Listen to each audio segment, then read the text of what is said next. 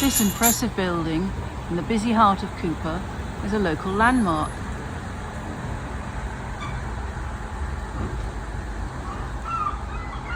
Some people wonder if it used to be a church.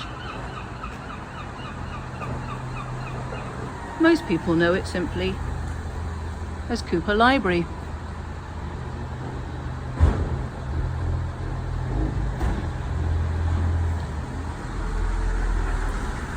But it does have a long and impressive history,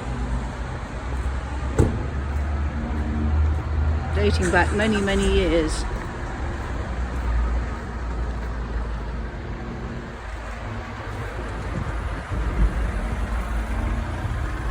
It was originally the Duncan Institute, and it was opened on this day in 1870, 150 years ago. During the 19th century, Miss Elizabeth Duncan lived at Eden Grove, just outside Cupar. She was an independent woman and wealthy, and when she died in 1867, in her will she left many bequests to be used for good purposes.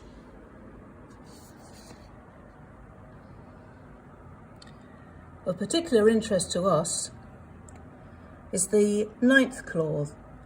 Ninthly, that my trustees shall lay aside the sum of £5,000 sterling for the establishment of a museum and library and of an institution of the nature of a mechanics institute for the benefit chiefly of the working classes in the parishes of Cupar and Daresey and Conacher, to be called the Duncan Institute. Now, in today's money, £5,000 is the equivalent of about 600,000. It was decided that a competition would be held to choose the best design. They purchased the site, and you can see in this map here where we are now. The Duncan Institute was formerly the Railway Tavern.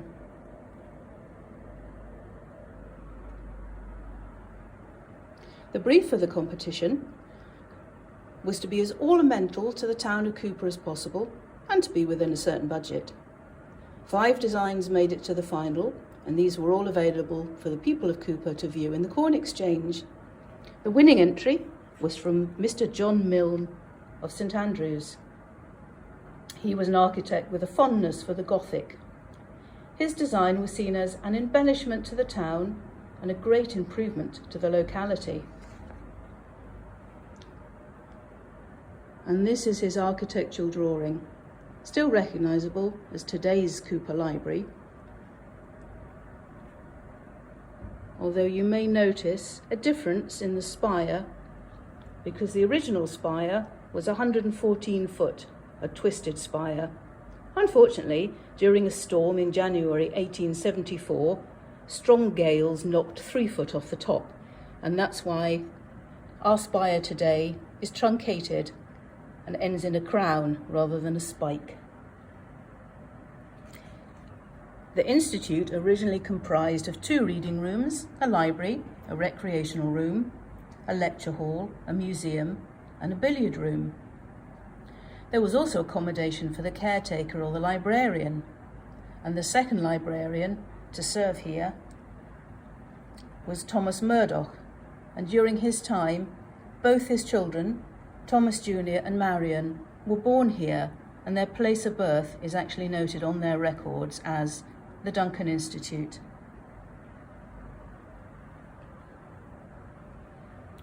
And this is the blue plaque, which you can see on our front door.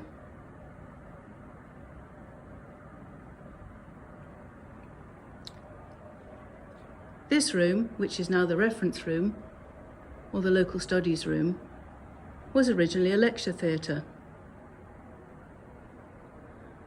And there were talks given on a variety of subjects, including chemistry, plants, astronomy, science.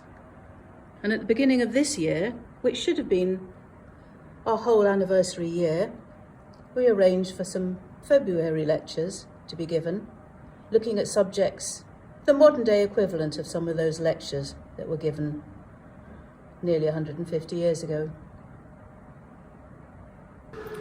The Duncan Institute was officially opened on the 13th of December 1870. That's 150 years ago today. The inaugural address was given by Principal Tulloch of St Andrews University. Many people had wonderful things to say about it. Not everybody. Some people felt it was a waste of money. But there you go. Many of the ornate Gothic features of the Duncan Institute can still be seen today. In what used to be the reading room and is now the staff room, the beautiful stained glass rondels are still there. Here we have Buchanan,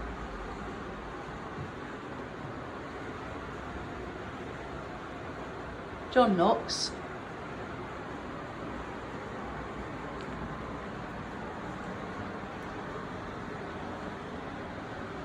and an allegorical figure showing a generalised man of learning. And we even have our own grotesques. And these guys guard the outside of our building. And after 150 years, they finally have names. Thanks to an online competition, I can now officially introduce you to Nickety and Knackety. Up this small flight of stairs is our non-fiction area. And this is what remains of the caretaker's cottage, where Thomas Murdoch, the librarian, and his family lived, and his 2 children were born.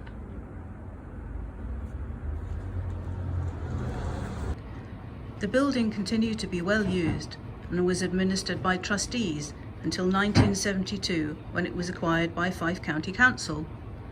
A room on the ground floor had been used as a library for some years, but the council had a grand plan for a £50,000 refurbishment. Extensive reconstruction work would be carried out and the ground floor gutted and remodelled to create a modern, spacious lending library and meeting centre. In 1975, Cupar Library, or the Duncan Library to give it its official name, opened its doors and is a vital part of the town to this day. We have children's books,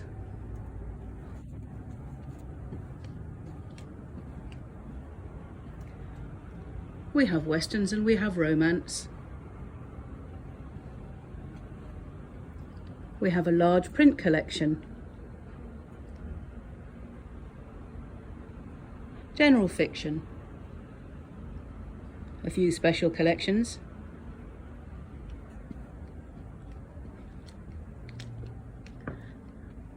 we have talking books on CD and a few still on cassettes.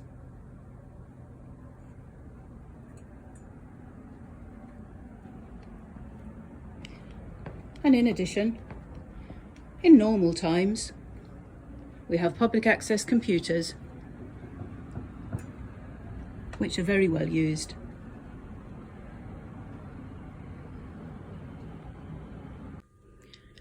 In more normal times, we have a meeting room and we have several groups that meet in the library. We have book bug, we have walk on, we have reading groups, we even have craft groups. And they're responsible for some of the colourful pennants that we have hanging up in the library.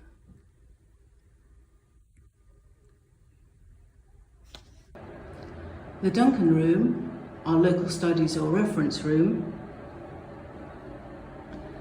houses local and family history records, reference books,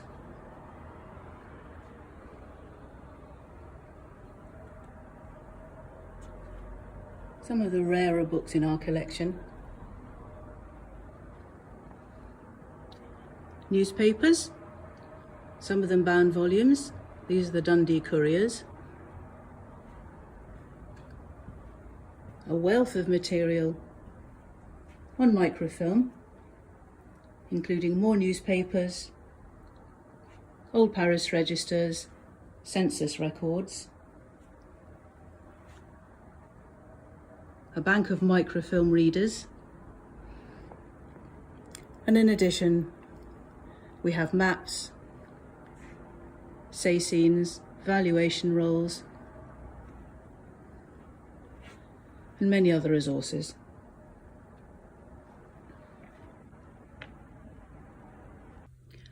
So 150 years ago, the Duncan Institute was set up to serve the people of Cupar and Daresey and provide a place of safety and education for all. And although things have changed a lot, I think we still serve the parishes in a way that Ms Duncan would approve of, although I suspect that the people of Cunnaker probably go elsewhere these days.